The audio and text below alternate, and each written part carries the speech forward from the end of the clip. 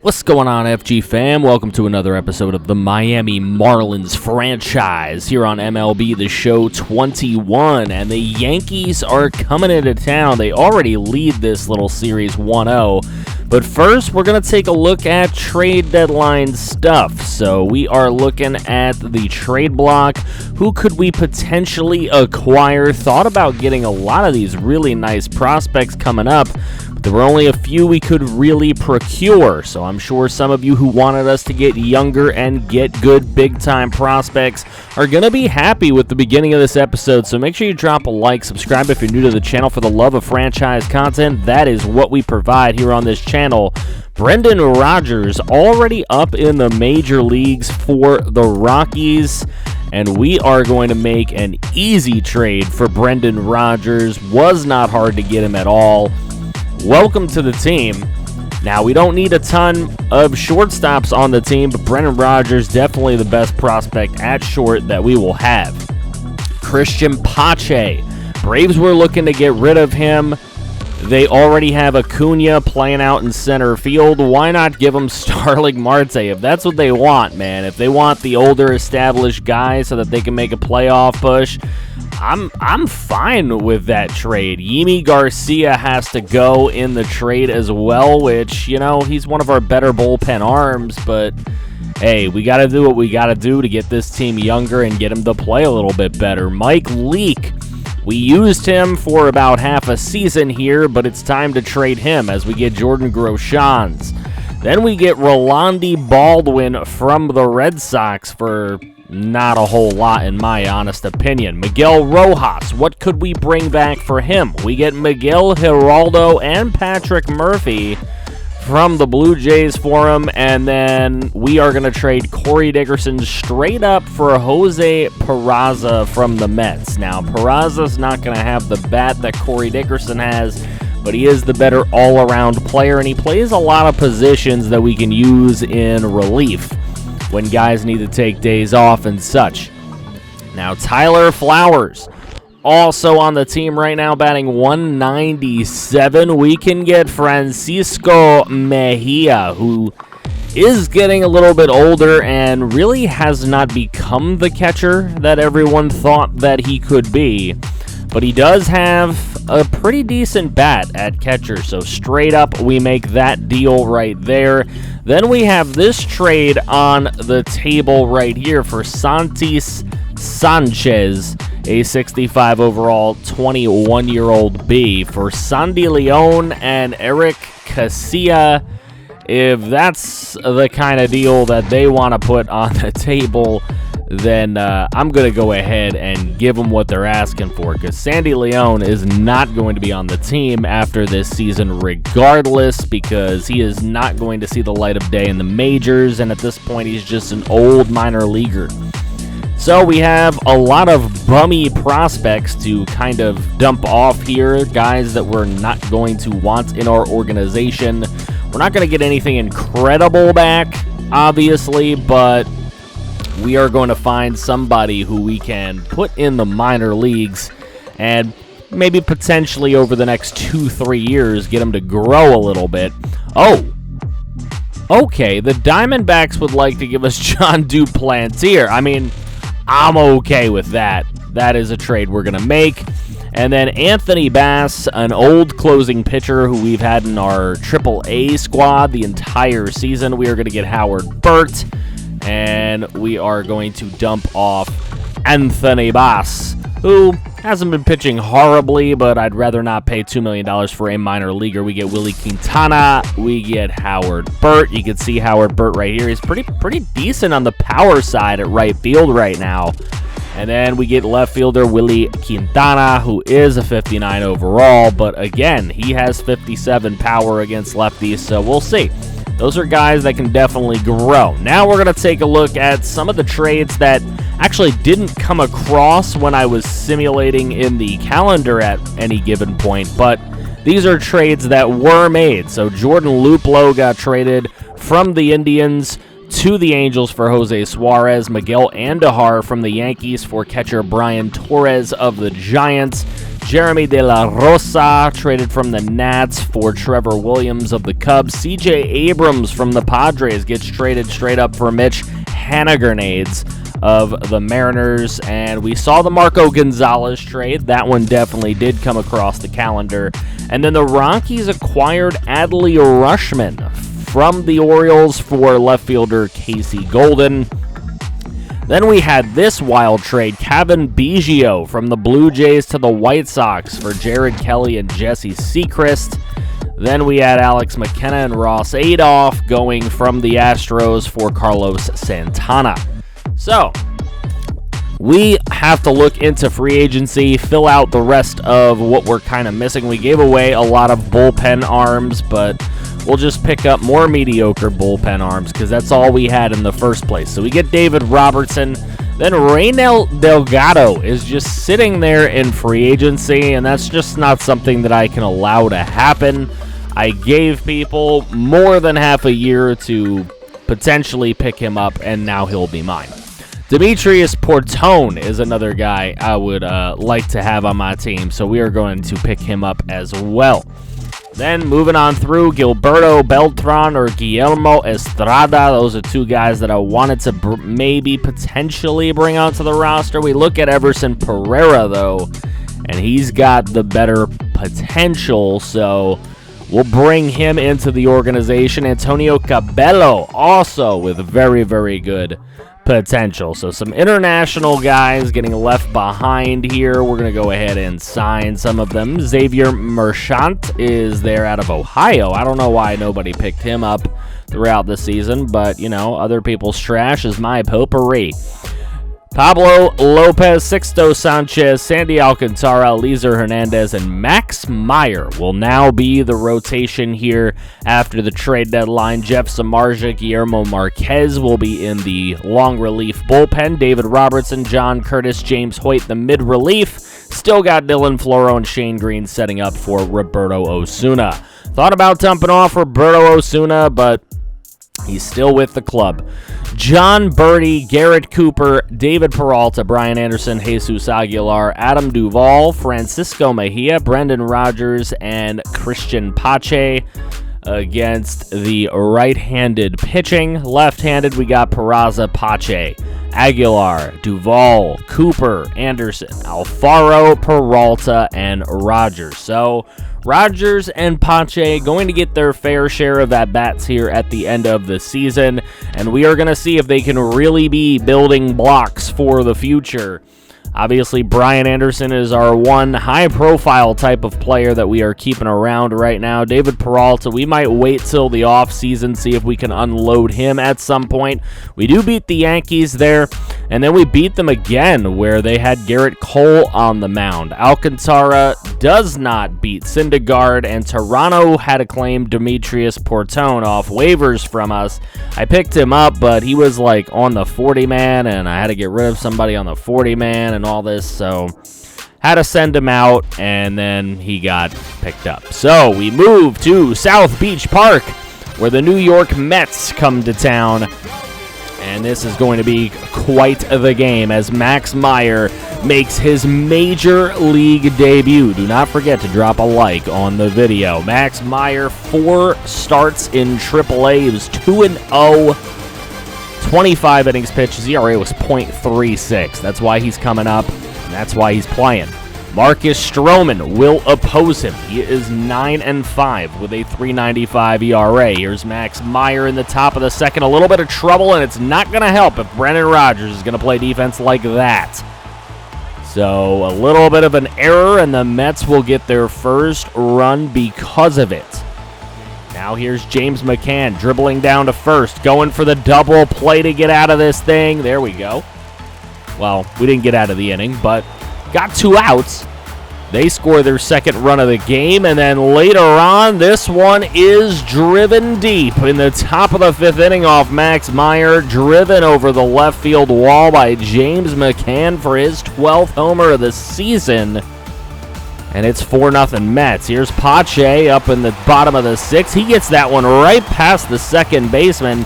Pache going to pause at first, but he does get an RBI on that hit. 4-1 is the score. Here's John Birdie. He's jammed a little bit, but that causes one to land in center field. Pache takes off to third. They throw there, but they can't get him in time, so it ends up a double for Birdie as he takes second. Then this one's going to fall in right field. A 2-run single is going to bring home 2 runs there for our Marlins, and Brian Anderson to the plate will dribble one onto short. That'll take the Mets out of this 6th inning, still with a 1-run lead. So still at 4-3, we go top 9. John Curtis is the pitcher, and this one's over the left field wall.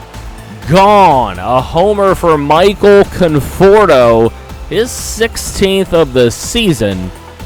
And then David Peralta up against Seth Lugo with a runner on first. He's going to ground into a double play. Miami down to their final out. It is Adam Duvall on a 2-2 count here against Seth Lugo. And this one is a pop fly behind the plate, and McCann will make the play. And the New York Mets come into South Beach Park, and they will go home with a 5-3 victory. Frankie Lindor's happy about it, so is Jeff McNeil. Look at this. Woo, Superman. All right, we got Cam Newton's out here. 5-3, both teams with 8 hits, but the Mets actually had the only error of the game. They considered that a base hit before, the one that went past Brendan Rodgers. Max Meyer gets a loss. Welcome to the major leagues. 6 innings, 4 earned runs. Not a horrid start. Just would have liked to do a little bit better in his MLB debut. Michael Conforto and McCann with the homers. Conforto, Davis, and McCann with the Met RBIs. Stroman goes to 10-5 as he pitched 6 innings, just 2 earned runs. Birdie with a double, Peralta with a triple, and Cooper had both of the RBIs. Max Meyer gets the L, 6 innings, 4 runs. Is what it is. Hoyt is no longer injured. I wanted to trade him, but he was injured. Terrible. Terrible. So now we continue moving on. We get 4 games swept by the Mets. We move into the Rockies series. They almost sweep us, but we get a 5-0 win in the 3rd game of the set. Now we're taking on the Padres. Rolandi Baldwin was injured for a little bit. Now he isn't. We win the 1st game of the Padres set. Jumbo Shrimp, yeah, just they can go ahead and do what they want to do there. They're going to bring up little single-A guys and all that. I can't be bothered. We win both games there. We sweep the Padres. Look at that. 2 one-run games in the last couple with them. So we sweep the Padres, and then we don't get swept by the Cubs. That's a good sign. We don't get swept by the Braves, but dropping 2 out of 3 in both of those is never amazing. Let's put it that way. So now we go into a series against the Cincinnati Reds. I think we're going to do Sixto Sanchez against Luis Castillo. So we'll see what that ends up being on that Sunday, as we have some more injuries to deal with. Ooh, it is a game to prevent us from being swept, as we go first to take a look at the Triple-A ball club, the Jacksonville Jumbo Shrimp. They are trying to make this playoff push. They are not a bad team, but they're not exactly one of the best teams. Dax Fulton is on the mound for them. He's 1-0 in just 3 starts with a 4.76 ERA. And there is a swing and a miss, as we are highlighting Gilberto Beltran, who we picked up off of free agency in this episode. And there, a nice little pop-up into foul territory for an out. Beltran not looking good, but here he lines one into right field to get down for a base hit. And with Jacksonville up 2-0 at that point, they are able to close the game out and take home the victory 2-1, as Durham did get one in the top of the 9th. But Dax Fulton, player of the game, 7 1/3 innings pitched. He only had 2 strikeouts. He gave up 4 walks, and for some reason it showed that he gave up 6 earned runs. No, I totally read that wrong. We got to take another look. Diaz hit a 2-run shot for the Jacksonville Jumbo Shrimp. It was 6 walks, 4 strikeouts, 2 hits. Yeah, I'm stupid. All right, so 7 1/3 for Dax Fulton, a very good outing. Now we're going to take a look at our Pensacola Blue Wahoos, who are playing the Biloxi Shuckers. Let's see if we can all shucks the Shuckers as they throw out Dana Farley onto the mound. A 1-0 record with a 3.47 ERA and a 154 whip. So Dana Farley is their big-time pitcher here. And we'll see if Albert Guerrero can lead our Pensacola Blue Wahoos to victory. Well, it's not going to help there in the top of the first as he dribbles one on to second base.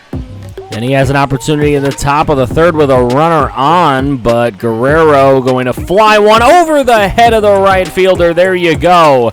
And Guerrero into second with a double. That is going to score the run at the plate. But it's 4-1 later in the top of the fifth. There goes Guerrero again. Another one over the right fielder. Guerrero into second. And another RBI, 2 for him. Make it 4-2. Now later it's 5-2 Biloxi. Just no way Guerrero was going to decide the outcome of this game as he's thrown out at first base. And now the final opportunity in the top of the ninth. And he rips one, but it is caught by the second baseman. A liner right into his glove. And it is 5-3 the final. Biloxi Shuckers end up getting the win at home for them as they're also trying to make that little playoff push, you would like to say. Mac Bermundo, 2 for 4 with 2 doubles as the player of the game in that one. Jordan Holloway takes the loss for us. Guerrero, 2 doubles, 2 RBIs. Mesa had the other RBI for us. Biloxi Shuckers, they had RBIs from Wilson, Negrete, and Aaron. And we move on. We win the game against Cincinnati 13-3. Wanted to put a little spotlight on the minor league squads that are trying to make the push towards the September playoffs for themselves. So that is why we took a look at those 2 squads there, our AA and our AAA. But good to see that we avoid the sweep there. But then we get swept by Washington. Cameron Misner's out for 1 to 6 more days. Grant Levine, who was very instrumental in our minor leagues, is out for 1 to 2 weeks. And Nick Neidert for another 1 to 6 days. So relatively healthy. We definitely have guys that are on their way back into their respective lineups. Peralta's batting really, really well. He is on fire. 309 with 14 homers is more than I thought I was going to get out of him. Christian Pache's hit 15 homers this year. Arcia's actually hit 15 homers this year. That's pretty incredible. Brendan Rodgers, we got to get more from him. He's played 78 games this year. I got to get him more reps where we can. Sixto Sanchez, 7-10. Alcantara, 7-12. 7-8 for Eliezer Hernandez. 7-10 for Pablo Lopez. 7-10 for Jeff Samardzija. Now, Max Meyer took that original loss, but he's ran off 3 straight wins, and his ERA is only 2.22. He's been the best pitcher in our rotation since he has come up to play in the majors. So I'm hoping for big things from Max Meyer in the future, as we are still in the basement of the NL East, and for the first time, it's by a lot, as the Mets have really started to run away with our division. The Cardinals running away with the Central, as they're almost 10 games up. It is the Padres who are just a game and a half on top of the Dodgers. The Nats are a game back of the wild card. It looks like we might have made the right decision to do more selling than buying, to be honest, but we did buy for the future, put it that way. The Twins leading the Central by 6 games, Astros leading the West by 3.5, and the Red Sox and Angels would be the wild cards right now. White Sox look like the only team that have a chance to potentially steal the wild card spot. And taking a look at these standings, honestly, most of the playoff teams look to be decided at this point. It would take a wild September for things to change in the majors. In our AAA squad is 3 games out of the playoffs. Our AA squad is tied for the lead right now.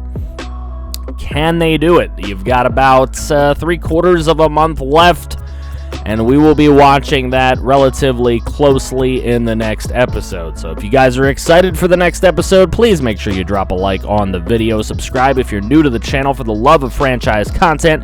Make sure you check out links to the Discord to be further into the community. That is in the description. Check out the link to my Twitch channel if you want to come check out some live streams. That is in the description box below as well.